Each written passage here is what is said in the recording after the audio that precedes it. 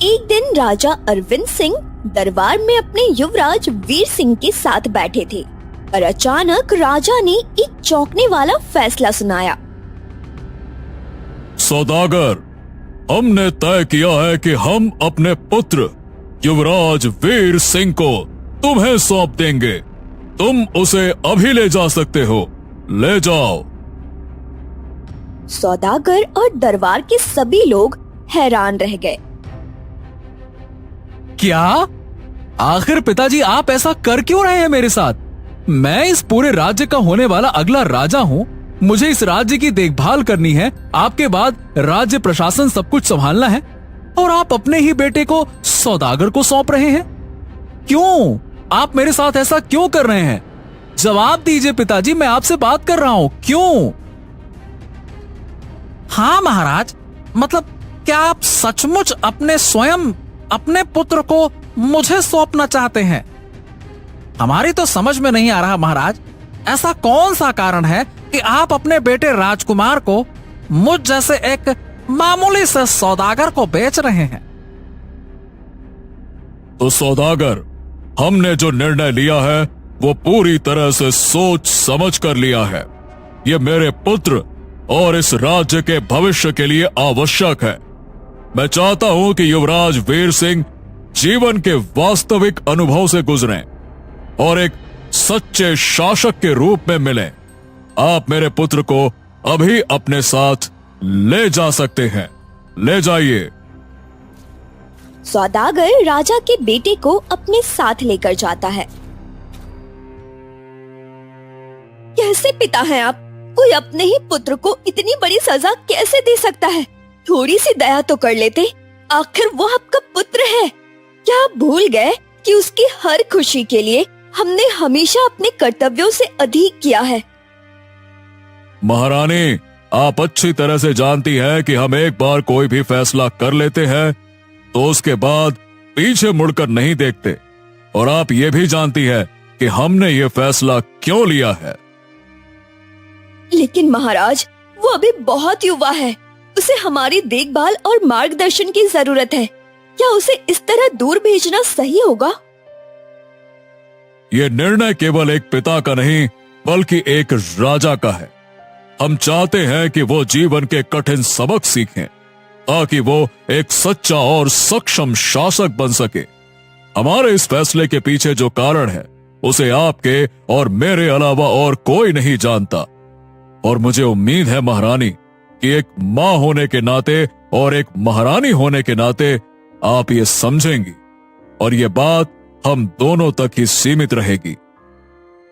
यदि यही आपकी अंतिम इच्छा है तो मैं इसका सम्मान करती हूँ, लेकिन एक माँ का हृदय ये सहन नहीं कर सकता। कृपया उसे ये सिखाने में थोड़ा समय दें ताकि वो तैयार हो सके। महारानी, समय ही सबसे बड़ा शिक्षक है। यह कठिन है लेकिन आवश्यक भी है। मुझे विश्वास है कि हमारा पुत्र इसे समझेगा और एक दिन अपने फैसलों से हमें गर्वित करेगा।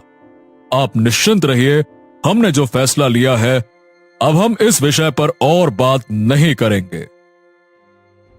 अरे मुखिया जी, आखिरकार महाराज ने अपने ही पुत्र के साथ ऐसा क्यों किया? हमें जवाब चाहिए। बताइए, क्या आपको कुछ पता है? देखो राजू, मैं समझता हूं कि यह सवाल हर किसी के मन में है। पूरा राज्य ये जानना चाहता है कि महाराज ने ऐसा क्यों किया। हाँ मुखिया जी, हम सब जानना चाहते हैं। अरे राजा साहब ऐसा गलत कैसे कर सकते हैं? लेकिन मुखिया जी एक बात बताइए, जो राजा अपने ही पुत्र के साथ ऐसा कर सकता है वो राज्य के साथ क्या क्या कर सकता है? ये सवाल तो यहाँ हर किसी के मन में है। हाँ राजू, मैं तुम्हारी बात समझता हूं। हम लोगों का कर्तव्य है कि हम लोग महाराज के इस फैसले के पीछे की सच्चाई जाने। ठीक है, मैं कल ही राजमहल जाता हूं और पता करता हूं कि आखिरकार मामला क्या है।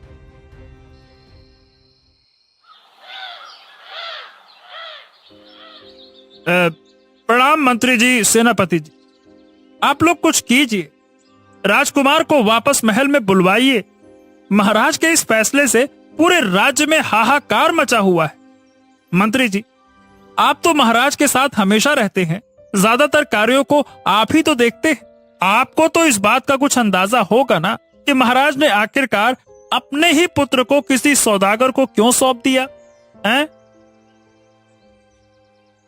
मुखिया जी, देखिए बात ऐसी है कि मुझे इस विषय में कुछ भी नहीं मालूम। मैं तो खुद महाराज के इस फैसले से उतना ही हैरान हूं जितना कि आप हैं। अब ये समझ पाना कठिन है कि महाराज ने अपने ही बेटे के खिलाफ ऐसा कठोर निर्णय आखिरकार कैसे ले लिया।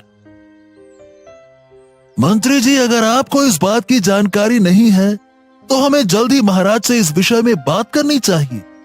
राज्य की जनता भी चिंतित है और हमें उन्हें उत्तर भी तो देना होगा।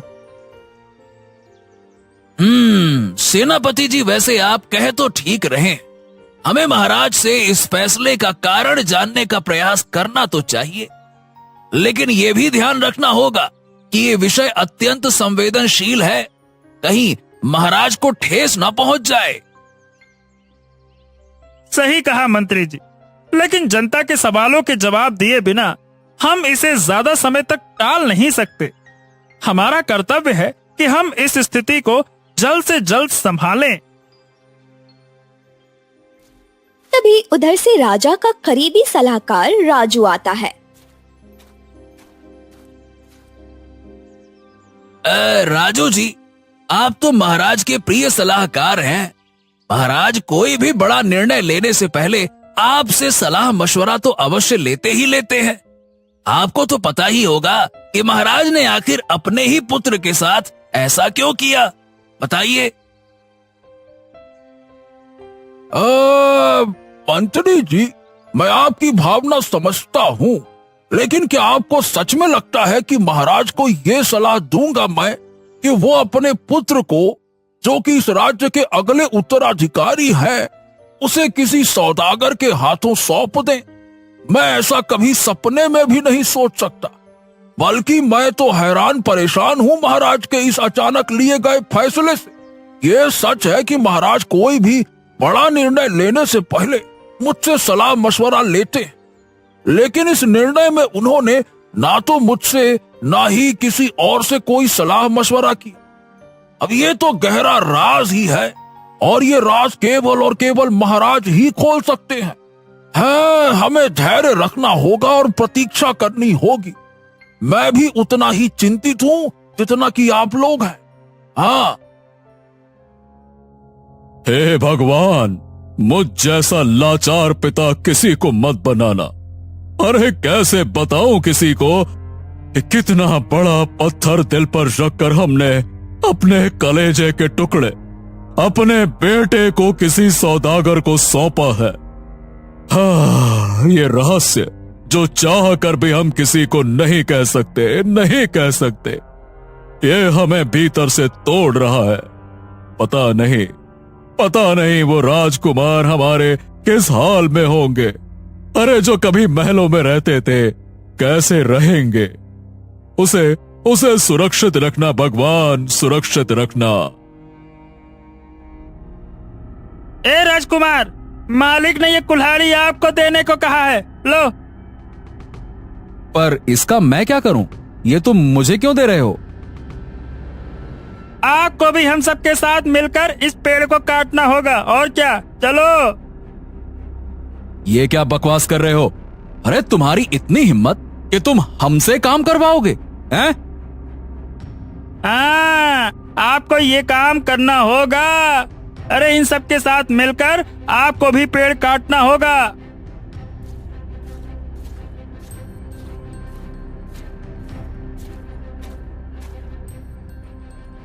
देखो राजकुमार, मैं तुम्हें एक बात अच्छे से समझा देता हूं।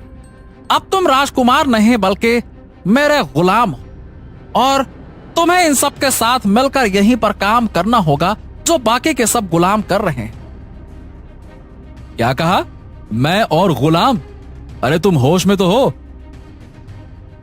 मैं तो पूरे होश में हूं, और तुम शायद भूल गए हो कि तुम्हारे पिता ने तुम्हें मुझे बेच दिया।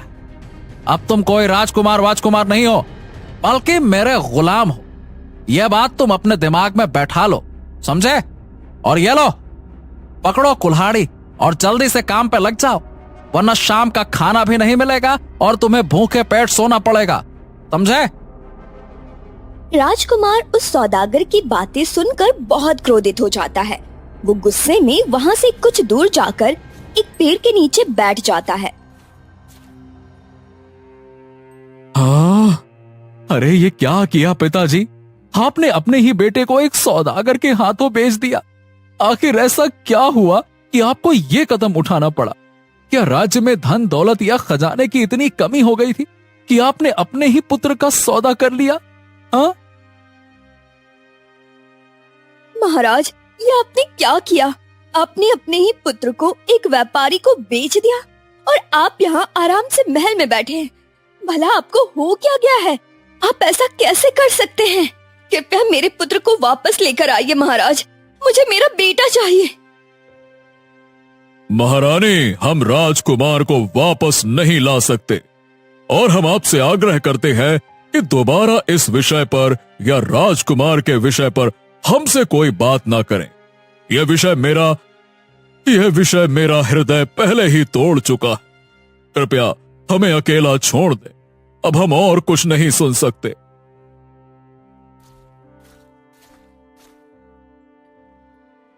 देखो राजकुमार, मैं जो कह रहा हूं वो समझने की कोशिश करो, वरना मुझे आपसे सख्ती से पेश आना पड़ेगा।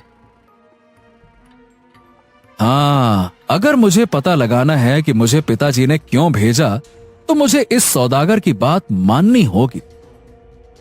ठीक है, बताइए मुझे क्या करना होगा। हम हर चुनौती के लिए तैयार हैं, बताइए। अरे ये राजकुमार को क्या हो गया? अभी तो गुस्से में मेरे खिलाफ खड़ा था और अब मेरा काम करने के लिए तैयार हो गया। हाँ, कहीं ये कोई चाल तो नहीं चल रहा? ऐसा ना हो कि ये मेरे बाकी गुलामों को भड़काकर मेरे गुलामी से भागने की योजना बना ले। मुझे सतर्क रहना होगा। हाँ तो ठीक है राजकुमार, तुम्हें दूसरा काम देता हूं।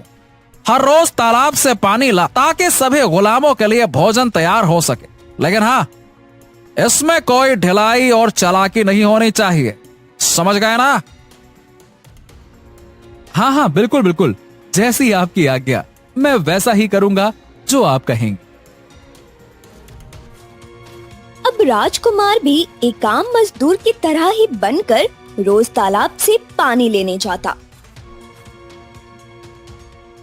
अरे ये उल्लू कितना अजीब है और ये तड़प रहा है। ओहो, लगता है इसे गंभीर चोट लगी है। अरे रे रे, इसका तो खून भी बह रहा है। मुझे इसकी मदद करनी चाहिए। रुक जाओ, मैं जड़ी बूटी लेकर आता हूं।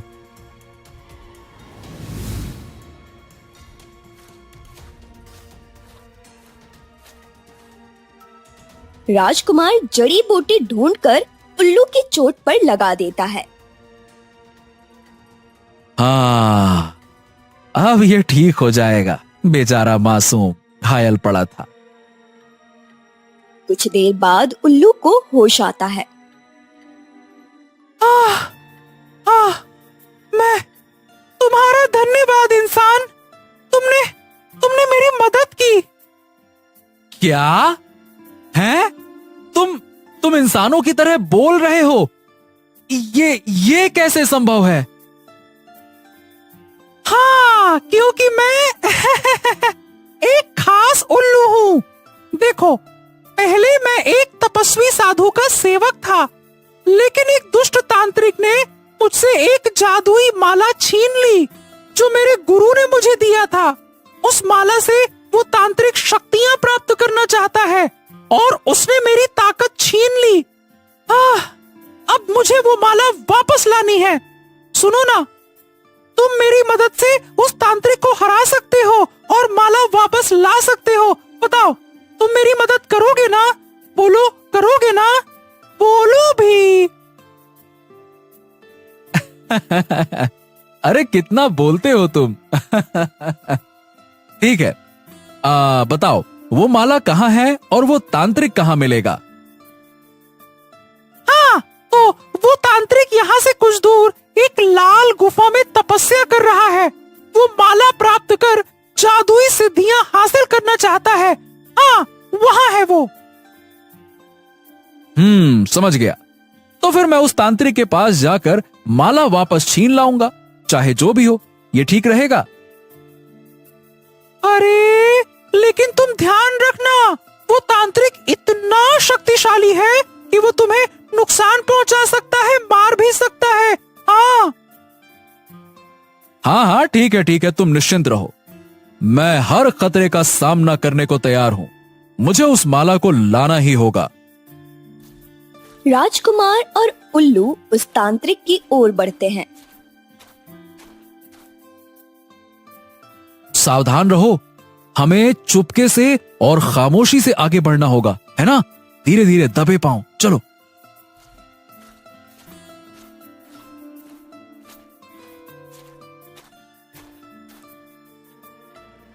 दोनों दबे पांव तांत्रिक के पास पहुंचते हैं और राजकुमार चुपके से माला उठाकर उल्लू के गले में डाल देता है। ये तूने क्या किया नादान लड़के? तुझे इसका परिणाम भुगतना होगा। मेरी शक्तियों के आगे कोई नहीं टिक सकता। अब तू कुछ नहीं कर सकता तांत्रिक, क्योंकि अब मैं साधारण उल्लू नहीं हूँ। तुम्हें ऐसा सबक सिखाऊंगा जो तुम जीवन भर नहीं भूलोगे। रुक जाओ।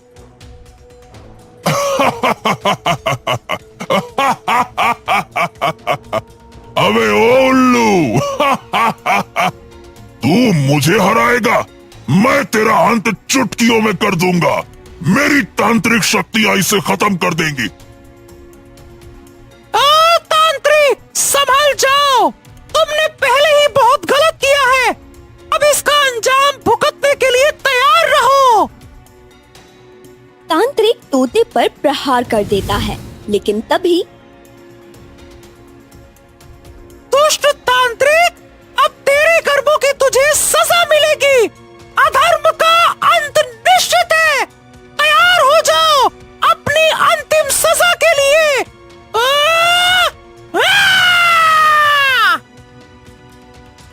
एक तेज चमक के साथ तांत्रिक पत्थर की मूर्ति में बदल जाता है। देखा, तांत्रिक अब यही मूर्ति बनकर जीवन भर खड़ा रहेगा। बड़ा आया, यही तेरे पापों का फल है, समझा? फिर उस गुफा का दरवाजा एक बड़े पत्थर से बंद करके वो वहां से चले जाते हैं।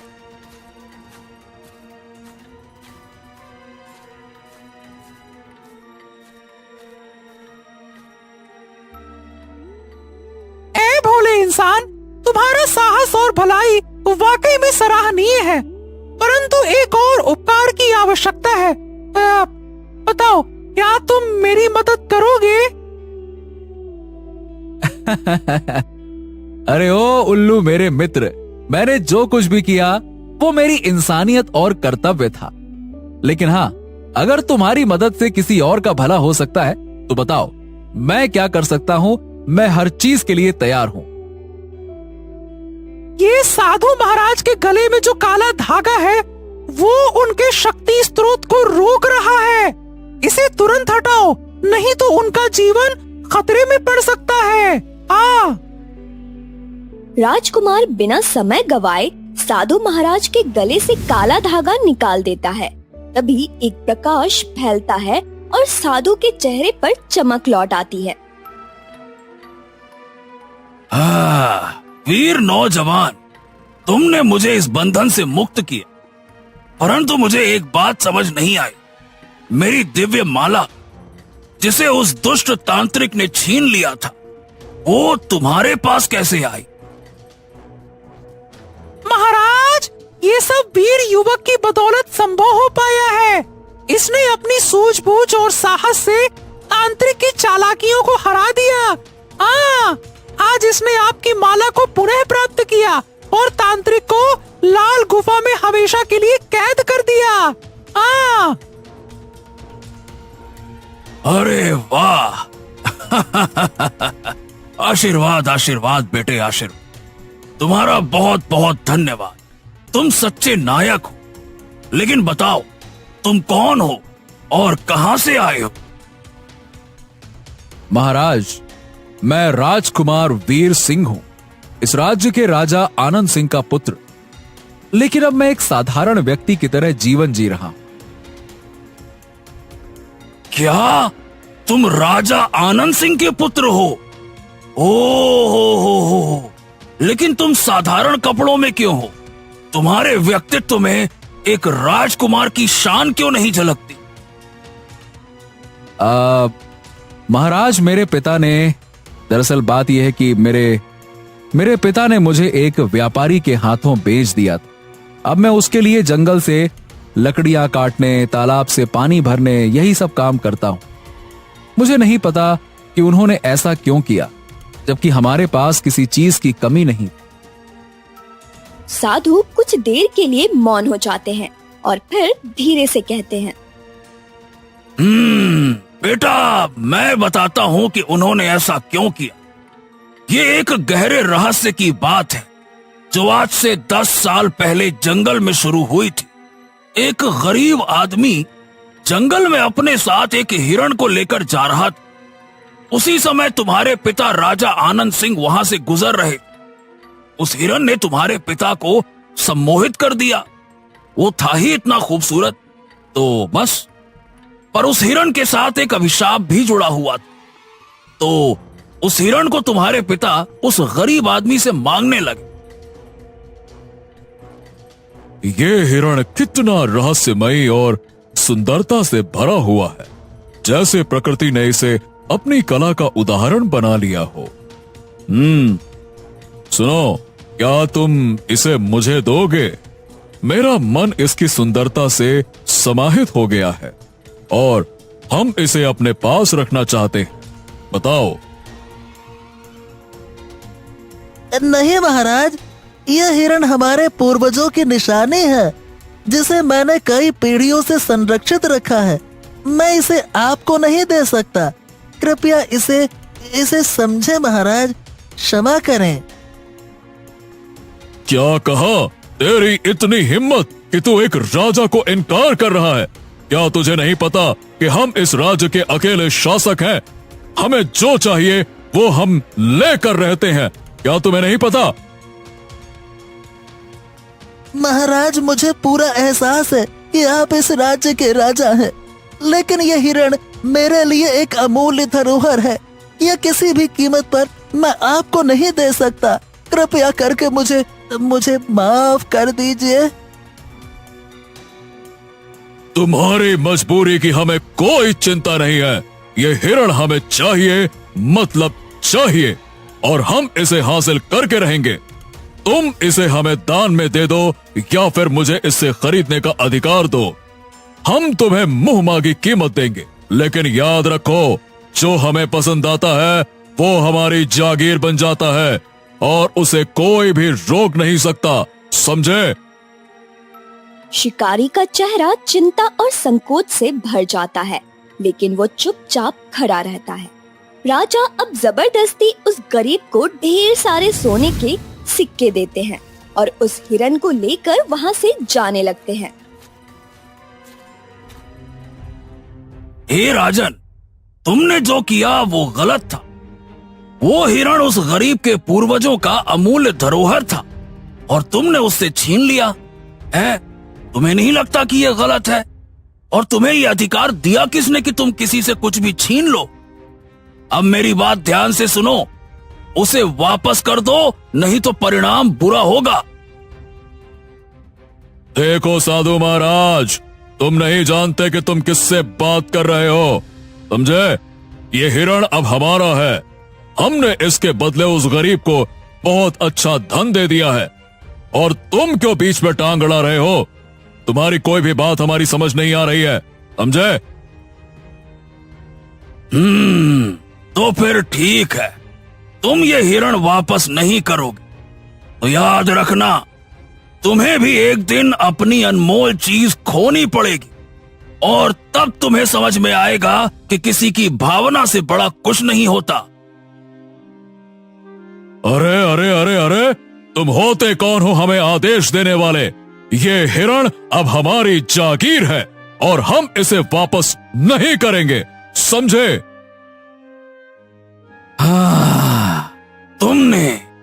तुमने उस हिरण को जबरदस्ती उससे छीन लिया। अरे ठीक वैसे ही जैसे कि तुमने उस हिरण को छीना है, तुम्हें भी अपने पुत्र को एक दिन खुद से अलग करना पड़ेगा, और जब वो 10 साल का हो जाएगा तब तुम्हें उसे किसी को दान में देना होगा, या फिर उसे बेचकर उसकी जिंदगी का सौदा करना होगा। नहीं तो उसकी मौत एक सांप के काटने से हो जाएगी, समझ गए? ये सब एक बकवास है, ऐसा कुछ नहीं होगा। समझ जाओ राजन, समझ जाओ, अभी भी वक्त है। जब तुम्हारा पुत्र 10 वर्ष का होगा तब तुम्हें समझ में आ जाएगा। याद रखना, जो दूसरों के साथ अन्याय करता है उसके साथ भी अन्याय होता है। उसकी आंखों में गुस्सा और चिंता का मिश्रण होता है। वो गुस्से में और हड़बड़ी में वहाँ से चला जाता है, लेकिन उसके मन में वो बात रह जाती है।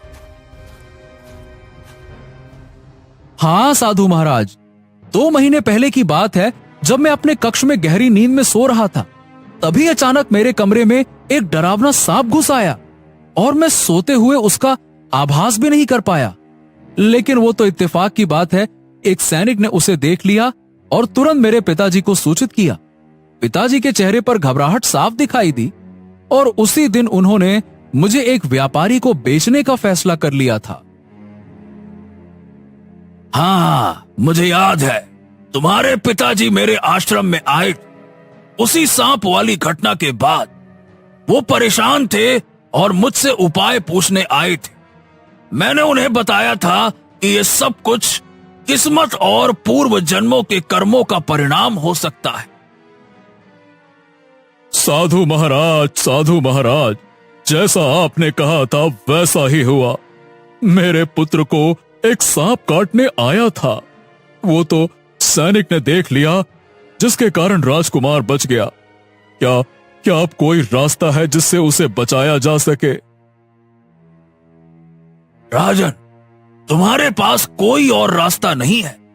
तुम्हें अपने पुत्र को या तो किसी को दान देना होगा या फिर उसे बेच देना होगा ताकि उसकी जान बच सके। ये एक कड़ा निर्णय है, लेकिन यही एकमात्र तरीका है।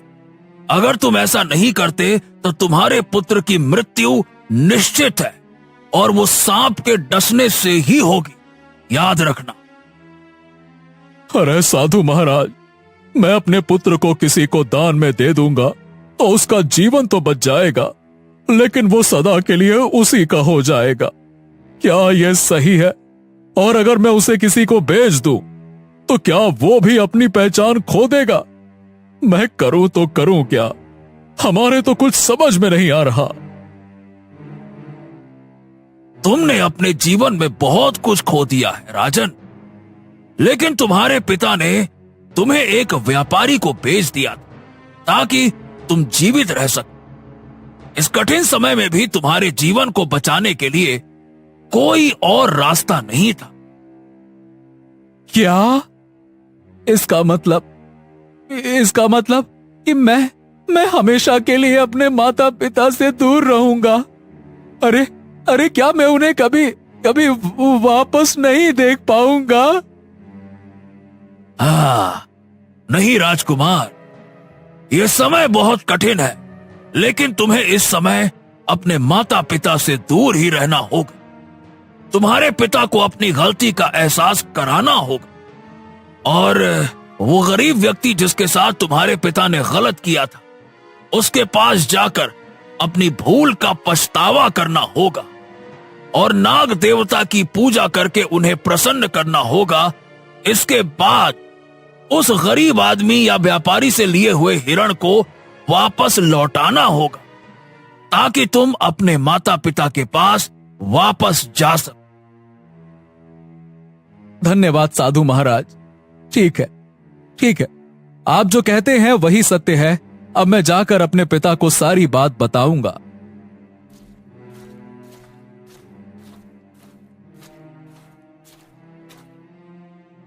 राजकुमार राजा के पास जाता है और साधु महाराज के कई बातों को बता देता है।